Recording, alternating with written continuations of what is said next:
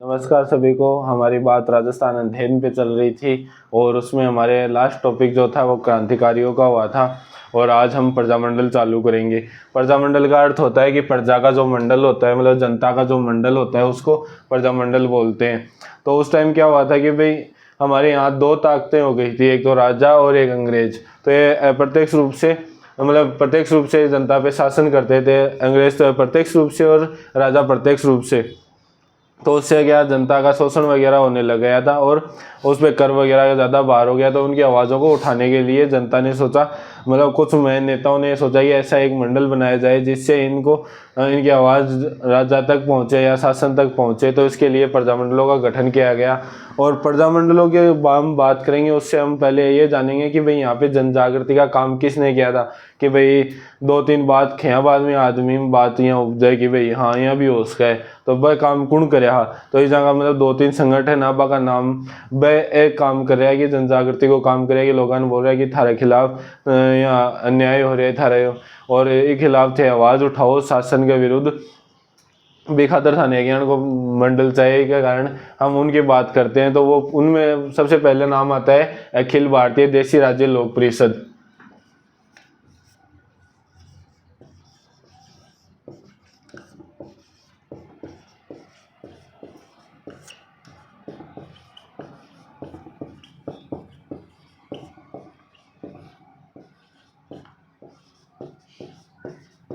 अखिल भारतीय देशी राज्य लोक परिषद का गठन 1927 में बॉम्बे में हुआ था।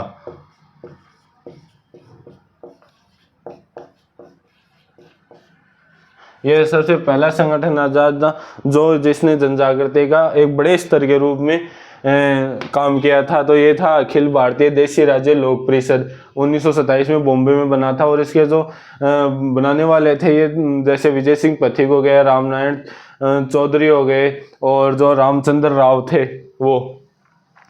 तो इसके अध्यक्ष तो रामचंद्र राव को बनाया गया।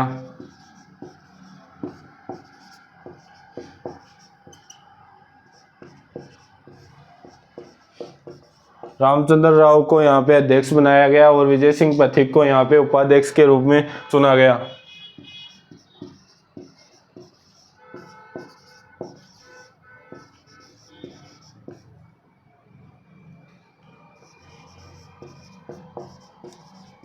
तो विजय सिंह पथिक को उपाध्यक्ष बनाया गया और अध्यक्ष रामनारायण चौधरी। इसमें जो सबसे मेन नेता थे वो सभी इनसे जुड़े हुए थे, जैसे रामनारायण चौधरी भी इनसे जुड़े हुए थे, जय नारायण व्यास भी इनसे जुड़े हुए थे।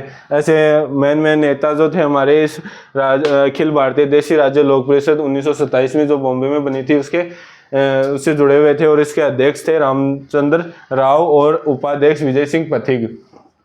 फिर इसकी एक ब्रांच इन्होंने सोचा कि भाई इसकी एक ब्रांच राजस्थान में खोलें। ये तो भाई की एक बड़े स्तर के रूप में कार्य करती थी कि भाई अलग अलग क्षेत्रों में इसका कार्य कौन संभालेगा। तो इसका कार्य राजस्थान में संभाला था राजपूताना देशी राज्य लोक परिषद ने।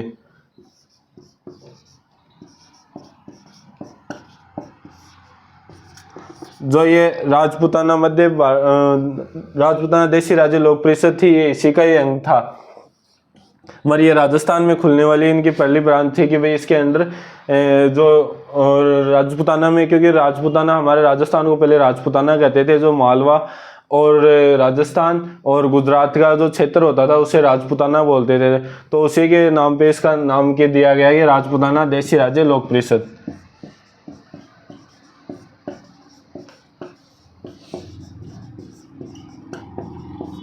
कद खुली कि एक साल के बाद 1927 में खुली थी, ये 1928 ये हमारे अजमेर में खोली गई थी।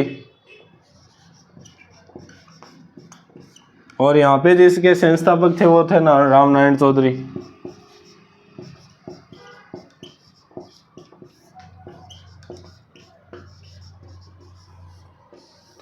तो हमारे राजस्थान को पहले राजपूताना बोलते थे, इसी की एक ब्रांच इसी के नाम पे रखी गई है। राजपूताना देशी राज्य लोक परिषद 1928 में अजमेर में खोली गई थी। और इसके जो संस्थापक यहाँ पे थे वो थे रामनारायण चौधरी, क्योंकि ये भी इनसे जुड़े हुए थे। तो ये इन्होंने यहाँ पे इसकी स्थापना की थी। और इसी का भी वही जन जागृति का कार्य था कि भाई लोगों को कि भाई ये प्रशासन के खिलाफ आवाज़ उठाना। और ये अजमेर में क्यों खोली गई थी, क्योंकि अजमेर में ही, अपने राजस्थान में अगर अंग्रेज़ों का प्रत्यक्ष रूप से अधिकार था तो वो था अजमेर में। तो अंग्रेज़ ये इन संगठनों और प्रदर्शनकारियों पर जो शांतिपूर्वक करते थे उन पर कोई प्रतिबंध नहीं लगाते थे।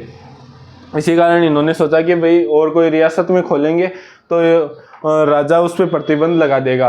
तो इन्होंने सोचा कि भाई ये अजमेर ही ठीक रहेगा, क्योंकि अंग्रेज इनका विरोध नहीं करते थे कि भाई ठीक है ते शांतियों खोल को अरबन के बिरो कि भाई आपने खिलाफ ही हो रही है सो क्यों काम पण भी खोल गिरी।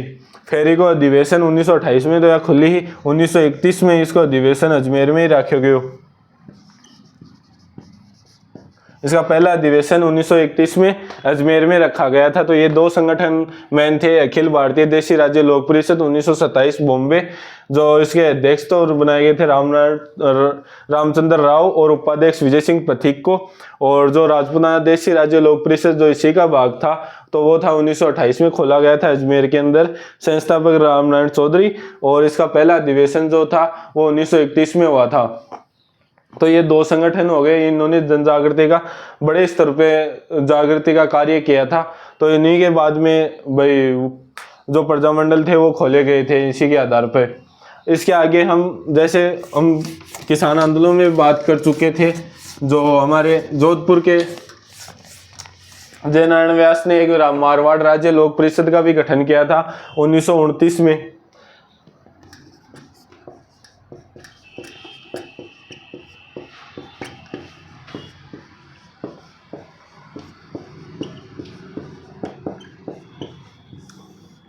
भाई सगळ्या जगह संगठन खुलन लगा ना भाई, जयनारायण व्यास बोले मैं क्यों कौन खोलूं।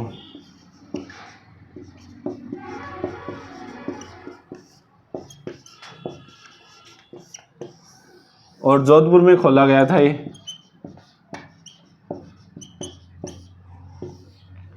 तो ये इसने भी जन जागृति का कार्य किया था कि मारवाड़ राज्य लोक परिषद था 1929 में जोधपुर में इसकी स्थापना की थी। किसने? जयनारायण व्यास ने।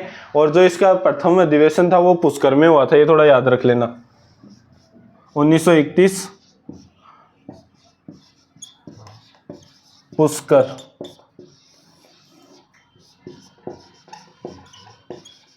प्रथम अधिवेशन तो इसका प्रथम अधिवेशन 1931 में पुष्कर में हुआ था और इसकी अध्यक्षता की थी चांदग्रहण शारदा।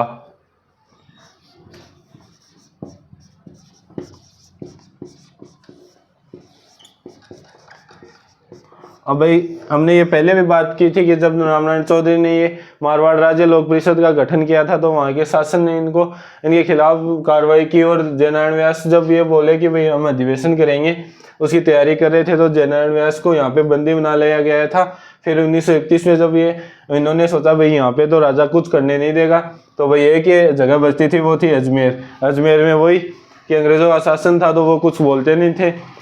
तो 1931 में पुष्कर में इसका प्रथम अधिवेशन बुलाया गया और चांदग्रहण जो शारदा थे उन्होंने इसकी अध्यक्षता की थी।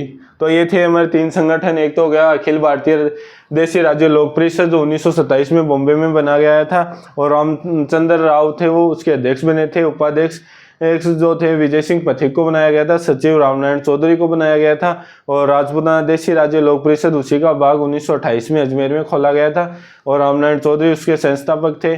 तीसरी हमने पढ़ी थी मारवाड़ राज्य लोक परिषद 1929 जोधपुर में जयनारायण व्यास ने यहाँ पे स्थापना की थी। 1931 में पुष्कर में इसका प्रथम अधिवेशन हुआ था चांदग्रहण शारदा की अध्यक्षता में, क्योंकि यहाँ पे जयनारायण व्यास को यहाँ पे गिरफ्तार कर लिया गया था।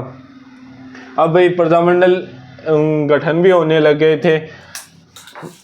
फिर इन्होंने सोचा भाई एक राष्ट्रीय स्तर के जो संगठन है उनका सहयोग लिया जाए। उस टाइम एक ही संगठन ज़्यादा पॉपुलर था, वो थी कांग्रेस। तो कांग्रेस को बोला गया था कि भाई जो प्रजामंडल चल रहे हैं उनका आप सहयोग करो। तो भाई गांधी जी वगैरह और इनका कहना था कि गांधी जी उनमें मेन लीडर थे, उनका कहना था कि हमारा डायरेक्ट लड़ाई अंग्रेज़ों से है, तो हम अंग्रेज़ों के खिलाफ विद्रोह करेंगे और उसके जो हमारे रियासतों में जो प्रजामंडल आंदोलन चल रहे हैं उसमें अगर हम सहयोग देंगे तो हमारी ताकत दो भागों में बढ़ जाएगी और हमें तोड़ना आसान हो जाएगा। फिर भी 1937 में इसको सहयोग देने के लिए प्रयास किए गए सुभाष चंद्र बोस की अध्यक्षता में, मगर जब गांधी जी ने मना कर दिया तो वो वहाँ पे रद्द हो गया। फिर 1938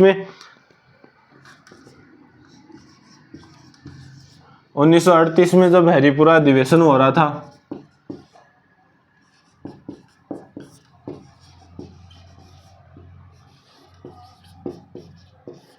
हरिपुरा कहाँ पे था? गुजरात। तो इसकी अध्यक्षता सुभाष चंद्र बोस कर रहे थे।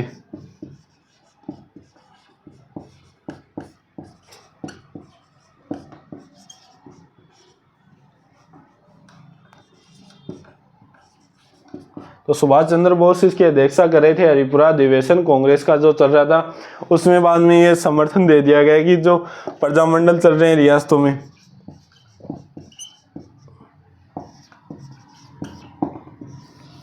उसको हम समर्थन देते हैं।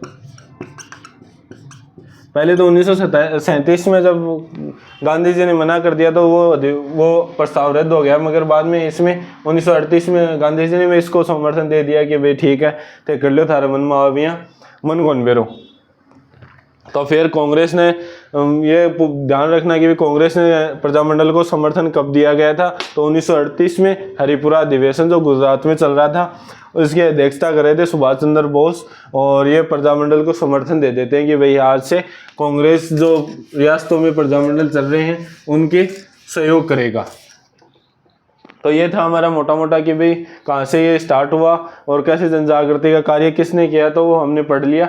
और आज हम पहला जो प्रजामंडल था वो जयपुर प्रजामंडल,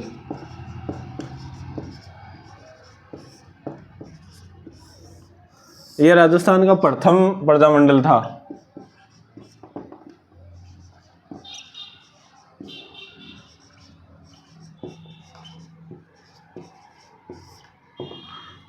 क्योंकि इसका कारण था कि भाई अजमेर भी पास में था और ये मतलब मेन केंद्रों में यहाँ पे ज़्यादा जन जागृति का कार्य हुआ था कि जयपुर के अंदर ये मेन केंद्र में आता था, तो यहाँ पे जन जागृति का कार्य सबसे पहले हुआ था। तो यहाँ पे प्रजामंडल की स्थापना भी सबसे पहले यहाँ पे हुई थी। तो ये थोड़ा याद रख लेना कि जयपुर प्रजामंडल था वो राजस्थान का प्रथम प्रजामंडल था और इसके जो संस्थापक थे वो थे कपूरचंद पाटनी।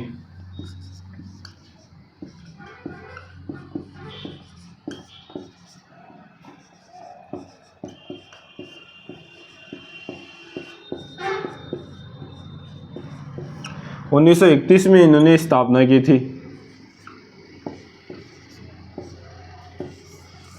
तो राजस्थान का प्रथम प्रजामंडल जयपुर प्रजामंडल था और इसकी स्थापना कपूरचंद पाटनी ने की थी और 1931 में जयपुर में की गई थी।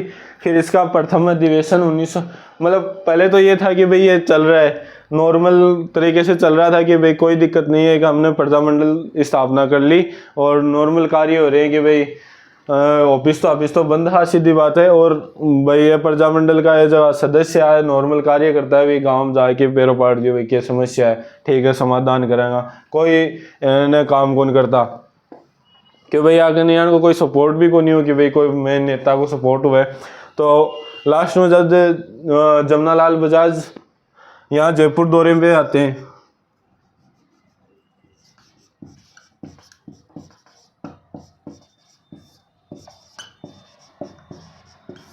बजाज जी आगे पूछे बोले थे प्रजामंडल स्थापित कर रहा है कि कपूरचंद पाटनी। बोले हाँ बहुत जोर शोर से चल रहे, बोले कसौक चल रहे, बोले थे पूछे मना काचा काटा जा, बोले दिखाओ जा कसौक के चाल रहे कता के कार्य करया, बोले है बोले साहब के बताओ, बोले अब थे मुंडो मना खुलाओ, बोले अब समझ जाओ थे जना, बोले ठीक है जना, बोले कोई दिक्कत को नहीं, बोले क्या कौन दिक्कत, बोलो अता दिनों खोलिया बैठे हालता नहीं कार्य भी कौन करियो कपूरचंद पाटनी बोले उदास हो जना। जमनालाल बजाज बोले टेंशन मतलब, बोलो मेरे को पिसा बहुत है, बोले मैं काम काट देशवी को। जहाँ 1936 में फिर इसका पुनर्गठन किया गया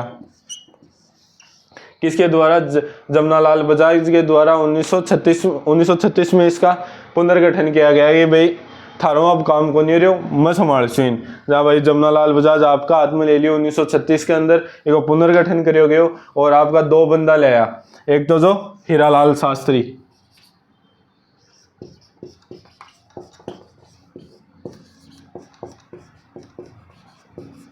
एक तो हीरालाल शास्त्री और एक जो चिरंजीव लाल मिश्र थे।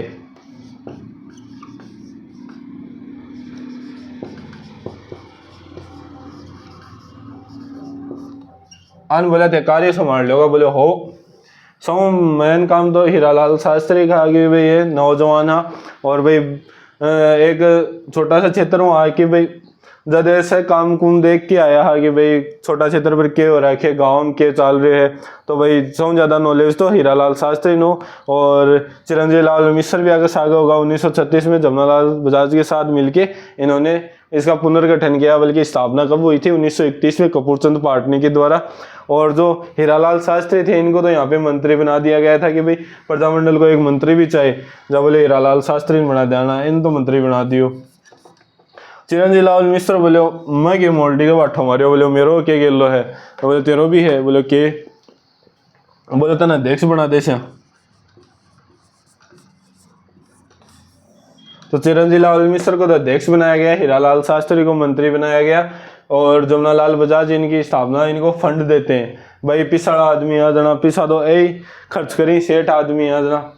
जमनालाल बजाज जी को पुनर्गठन करियो कि पिछा पुनर्गठन भी कर दियो और इन वो फंड भी उपलब्ध करा रहा। तो एक स्थापना ये जयपुर प्रजामंडल थोड़ा ध्यान रख लेना, 1931 में कपूरचंद पाटनी ने इसकी स्थापना की थी, जो राजस्थान का प्रथम प्रजामंडल था। फिर 1936 में जमनालाल बजाज द्वारा इसके पुनर्गठन किया गया, जो हीरालाल शास्त्री को तो मंत्री बनाया गया और चिरंजीव लाल मिश्र को अध्यक्ष बनाया गया। अब बोले स्थापना तो कर दी, बोले आगे जना हीरालाल शास्त्री बोले आप अधिवेशन राखस्या, जहाँ बोले सन बुलाया जाए, जहाँ बोले ठीक है, बोले पिछाड़ी पार्टी तो पहले बुलाया जाए, बोले किन, बोले जमनालाल बजाज जी, जहाँ बोले बुलाओ जना। इसका प्रथम अधिवेशन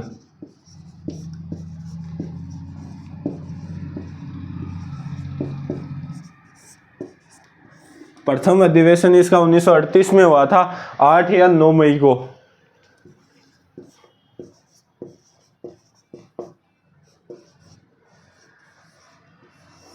आयोजन करता हीरालाल शास्त्री, क्योंकि भी मंत्री थे, नॉलेज भी अच्छा था और नौजवान थे, तो उन्होंने इसका अधिवेशन बुलाया गया। 8 या 9 मई 1938 को इसका अधिवेशन बुलाया गया। नथमल का कटला,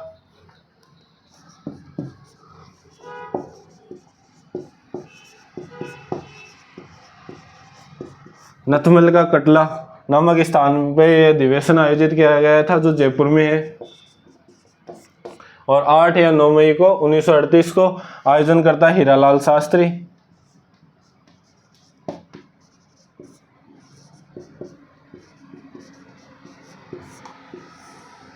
आयोजन करता है हीरालाल शास्त्री और अध्यक्ष जमनालाल बजाज को, कि वह पिछाड़ी पार्टी ना पे नाराज हो जाता ना, ये अध्यक्षता करी ही जमनालाल बजाज।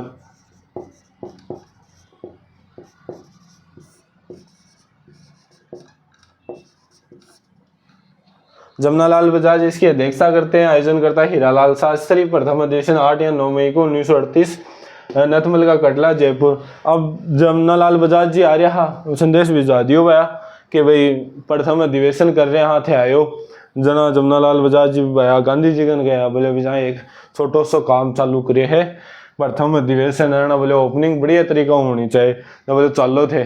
गांधी जी बोले यार मैंने ठीक करना ही काम है, थे एक काम करो थाली भाभी जी ले जाओ, बोले कस्तूरबा गांधी।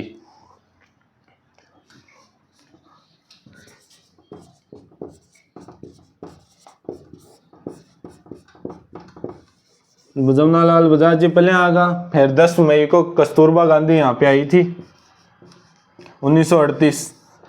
और यहाँ पे जो महिलाओं का नेतृत्व है कस्तूरबा गांधी ने किया था। 10 मई को यहाँ पे नथमल के कटला यहाँ पे आई थी और महिलाओं का नेतृत्व कस्तूरबा गांधी ने क्या किया था, क्योंकि भैया जमनालाल बजाज जी गांधी परिवार का चहेता जना के खड़ा पर जहाँ आया कस्तूरबा गांधी, तो ये थोड़ा याद रख लेना। प्रथम अधिवेशन 9 मई 8 या 9 मई 1938 को नथमल का कटला जयपुर के अंदर, और जो आयोजन करता है वो हीरालाल शास्त्री, अध्यक्ष हो गए जमनालाल बजाज, और कस्तूरबा गांधी यहाँ पे कब आए थे 1938 को ही 10 मई को यहाँ पे महिलाओं का नेतृत्व कस्तूरबा गांधी ने किया था।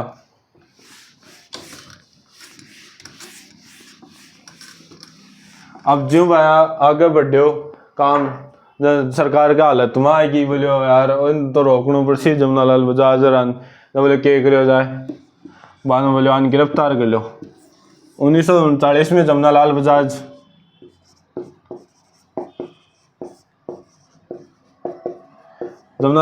जी तो बोले बड़ा दिनों का फटपेटा था बोले जेल की रोटी तोड़ो और आराम रेस्ट करो, आन तो कर लिया गिरफ्तार। और जयपुर प्रजामंडल ने यह घोषित कर दिया कि भाई गैर कानूनी है संस्था, इन बंद करो। फिर जो जमनालाल बजाज जी गिरफ्तार किया गया तो जनता में आक्रोश बढ़ो। फिर जयपुर की जो सरकार ही के ऊपर दबाव आयो कि भाई अन छोड़ना पड़सी जमनालाल बजाज जी, और जो इको जयपुर प्रजामंडल है इन भी कानूनी तौर पर मान्यता देनी पड़सी, भाई चालू रख दो था, बंद मत करो। तो फिर जयपुर की जनता के दबाव में आके इस जमनालाल बजाज जी को छोड़ा गया। 1939 में इसको अघोषित कर दिया गया और जमनालाल बजाज जी को गिरफ्तार कर लिया गया था। फिर इसको वापस चालू कर दिया और जमनालाल बजाज जी को छोड़ दिया गया। बोले जमनालाल बजाज जी दिन सावड़ा, बोले घाटी पर घुटंग रहा था नहीं, बोले छोड़ता तो के नहीं था, 60 दिन जेल की रोटी तोड़ता। क्योंकि इसमें जो हीरालाल शास्त्री का मेन रोल था। हीरालाल शास्त्री जो जयपुर के प्रधानमंत्री मिर्जा इस्माइल थे उनके साथ अच्छी बनती थी, तो उनके कहने पे इनको जमनालाल बजाज जी को छोड़ा गया कि भाई मैं जनता तो रोक लेगा। हीरालाल शास्त्री बोले थे बंद छोड़ दो बस, तो बाकी कहना पर मिर्जा इस्माइल ने जमनालाल बजाज जी छोड़ दिया गया। अब बढ़िया एकदम चाल रही हो जमनालाल वो हीरालाल शास्त्री और मिर्जा इस्माइल की दोस्ती भी बढ़िया ही। फिर जब गांधी जी भारत छोड़ो आंदोलन तैयार करो कि भाई अब चालू कराएगा, तो वह सगली जगह वह प्रजामंडल वाला पहले खुद दिया, बोले मैं भी कर सागर। गांधी जी हाथ आगर में थारा गैल बाबा थोड़ी। तो फिर गांधी जी बोला कि भाई मैं प्रजामंडल थार साथ में है जना। अब सगली रियासत माँ होगी कि भाई, क्योंकि अंग्रेज ये बोल दिए गए थे कि भाई आपकी जो रियासत है उसमें आपको शासन व्यवस्था आपको संभालनी होगी। तो वह अब क्यों न क्यों उपाय करो जाए उनको कि भाई रोका जाए प्रजामंडल लड़न। तो मिर्जा इस्माइल हीरालाल शास्त्री के दोस्त थे ही, तो उन्होंने उसके लिए बातचीत के लिए एक साधन उपलब्ध कराया कि भाई हम बातचीत करेंगे बैठ के, आप आओ। हीरालाल शास्त्री को यहाँ से बुलाया गया और फिर मिर्जा इस्माइल और इनके बीच में एक एग्रीमेंट हुआ था जिसको हम बोलते हैं जेंटलमैन एग्रीमेंट।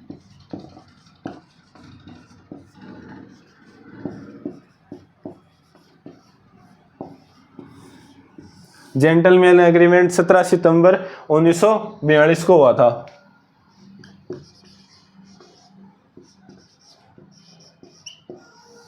भाई दो आदमी भाईला वाइला बैठ का पैक बनावा, हीरालाल शास्त्री प्लस मिर्जा इस्माइल।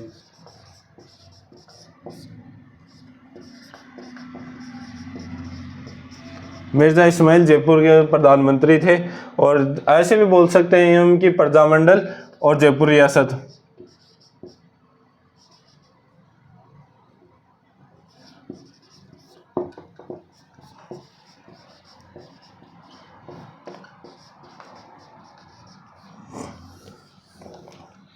हम एक ही बात पढ़ लेते हैं इस जेंटलमैन एग्रीमेंट में कि भाई प्रजामंडल जो भारत छोड़ो आंदोलन में भाग नहीं लेगा। मगर इसमें कुल मिला के वैसे 5 शर्तें थी कि भाई ये एक ही नहीं थी। हम तो नॉर्मल ऐसे पढ़ते हैं कि भाई प्रजामंडल भारत छोड़ो आंदोलन में भाग नहीं लेगा, मगर इसमें कुल मिला के 5 शर्तें थी।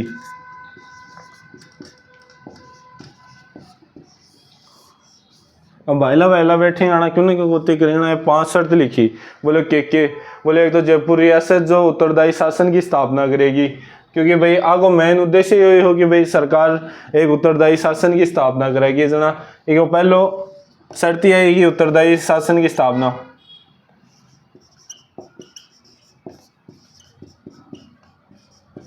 हीरालाल शास्त्री बोले मालो काम पक्को कर देशो, बोले हो उत्तरदायी शासन देने के हम पूरा प्रयास करेंगे, मिर्जा इस्माइल द्वारा बोला गया था। और बोले दूसरी शर्त, बोले जयपुर रियासत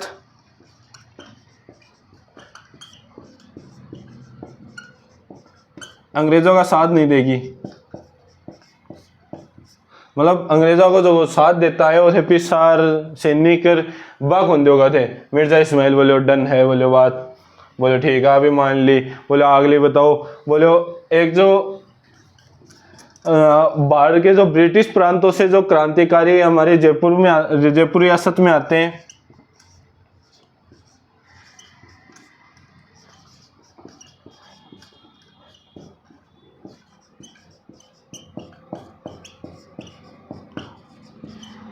जो ब्रिटिश प्रांतों से भारत में जयपुर रियासत में जो क्रांतिकारी आते हैं या प्रजामंडल के कार्यकर्ता आते हैं, तो उनको उनके प्रतिबंध, उनके जो परिवेश पर प्रतिबंध नहीं लगाया जाएगा। एक तो मिर्जा इस्माइल बोलो ठीक है, और बोलो हीरालाल शास्त्री बोले कि के अंदर मतलब ब्रिटिश प्रांतों जो क्रांतिकारी या प्रजामंडल के कार्यकर्ता हैं वो जयपुर में रियासत में उनको प्रतिबंध हटा दिया जाएगा। कि भाई ये हमने सुनते हैं कि भाई अलग अलग जैसे जयनारायण व्यास पर भी जोधपुर पे प्रतिबंध लगा दिया गया था प्रवेश पे, ऐसे ही बोले ऐसे नहीं होगा। बोले ठीक है। और बोले और जो प्रजामंडल के जो वो क्रांतिकारी आएंगे उनको प्रजामंडल सहयोग और संरक्षण प्रदान करवाएगा। ये रहन खान की व्यवस्था की होटल हाटल चलती को नहीं, बोले मैं व्यवस्था करा दूंगा। तो मिर्जा इस्माइल बोले डन है अभी। बोले अगले बताओ, बोले प्रजामंडल जो है, बोले थारा ही तो है कि भाई प्रजामंडल वाला बाठा बुठा भगा दी है। बोले मैं शांतिपूर्वक धरना वगैरह कर दूंगा। तो बोले शांतिपूर्वक धरने वगैरह प्रदर्शन वगैरह करने को प्रजामंडल को छूट दी जाए। मिर्जा इस्माइल बोले डन है। तो बोले बस मेरे के अंदर हीरालाल शास्त्री बोले अति बात ही, बोले मेरी भी सुन ले, बोले अति देर होगा बकता। बोले मन क्या टबलाए है, बोले तेरी भी बता दे। बोले जो प्रजामंडल है वो भारत छोड़ो आंदोलन में भाग नहीं लेगा।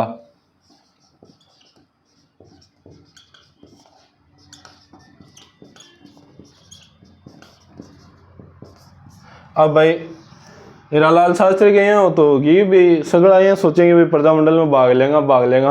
आप ऐसा उड़ता तो नहीं ले रहे, हाँ पर भी ले लिया लास्ट में। बोले यार तू 4 मानी चाल 1 में भी मान लियो। बोले प्रजामंडल भारत छोड़ो आंदोलन में भाग नहीं लेगा, क्योंकि भाई इसका मेन कार्यकर्ता ही हीरालाल शास्त्री थे जयपुर प्रजामंडल के। तो बोले आज मैं मारे खिलाफ, बोले मैं भारत छोड़ो आंदोलन में भाग मारा, कोई ना तो कोई साथी लेंगा न कोई बात, प्रजामंडल अब शांत है। बोले ठीक है। तो ये 5 शर्तें थी इसमें। जेंटलमैन एग्रीमेंट 1942 17 सितंबर 1942 हीरालाल शास्त्री और जयपुर रियासत के जो प्रधानमंत्री मिर्जा इस्माइल के बीच में हुआ था। 5 शर्तें थी इसमें कि जयपुर रियासत पर उत्तरदायी शासन की स्थापना करेगा और जयपुर रियासत अंग्रेजों के जो सहयोग करता है वो नहीं करेगा, पैसा या सैनिक वगैरह वो नहीं उपलब्ध कराएगा। ब्रिटिश भारत से जो क्रांतिकारी या प्रजामंडल के कार्यकर्ता आ रहे हैं उनको जयपुर रियासत में प्रवेश पर प्रतिबंध नहीं लगाया जाएगा, वह प्रजामंडल उसका सहयोग करेगा रहने खाने की। और चौथी शर्त थी इसकी शांतिपूर्वक धरना प्रदर्शन कर सकता है प्रजामंडल। और 5वीं थी कि प्रजामंडल भारत छोड़ो आंदोलन में भाग नहीं लेगा। अब आया और डिसीजन लियो हीरालाल शास्त्री के खिलाफ थू था वो अता दिन करेड़ी पर पानी फिर गो। सगड़ा भाई नाराज होगा हीरालाल शास्त्री। बोले शास्त्री जी वो कहीं करो। बोले यार मतलब करे तो करे, बोले बात तो राखनी पड़सी। बोले राखसिया पड़वे का माइन 2-3 यान का नेता या बाबा हरिश्चंद्र भाई बोले ये क्या राक्षो मारी भी चल रहे थोड़े बहुत। बोले मैं तो बाबा हरिश्चंद्र ने बोला कि भाई हम तो जयपुर प्रजामंडल जो भारत छोड़ो आंदोलन में भाग लेगा। हीरालाल शास्त्री बोले प्रजामंडल मेरा नाम चल है, खिंडार मेल दूंगा जहाँ। बोले ठीक है। बोले तेरा नाम ही चल रहा है ना, बोले तेरा प्रजामंडल बोले उठाई राख जहाँ। बोले तू क्या करसी। बोले मैं दूसरा काम करसी। बोले आज़ाद मोर्चा।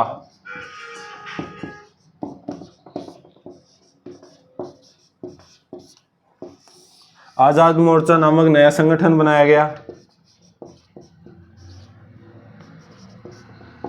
संस्थापक